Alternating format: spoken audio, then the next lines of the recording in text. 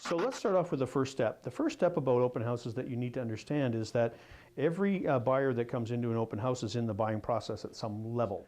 And what typically happens is the open house becomes a unique place to actually have a discovery take place. And a discovery is where you're talking with somebody who may have somewhat of an agenda or some kind of curiosity, or maybe just you're bumping into them and you've got to figure out where they fit into the buying cycle. Where are they at, is if they are potential buyers, if they're not potential buyers, now, later, how serious it is. You will get a bunch of objections in this process, and when you do get that objection, you got to know how to handle them. And so your ability to handle objections at the open house dictates your success, of course, as all things, but understanding where they're at and matching them is really, really important. So let's talk about discovery.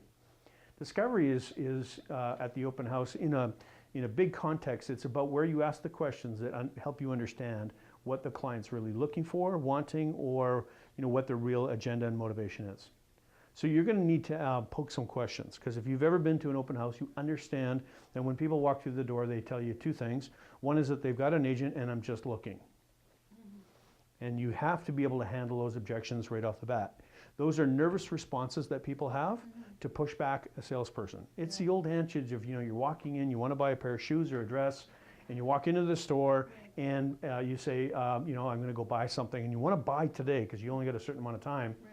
And before you know it, there's a salesperson that walks up to you and says, can I help you? And without even thinking, we're going to say, I'm just looking. And so for you and me, we have to understand that when they come through the door, there's that tension release that's taking place right at the door. So here's the thing I encourage you, is if you're getting a tension release at the door, which I would 100% expect, you have to have a way to handle it, because there's only 3 people that come into your open house, unless it's an agent. You have your nosy neighbors, you have the people that have a buying agenda at some level, and you've got people that are there just kind of sightseeing.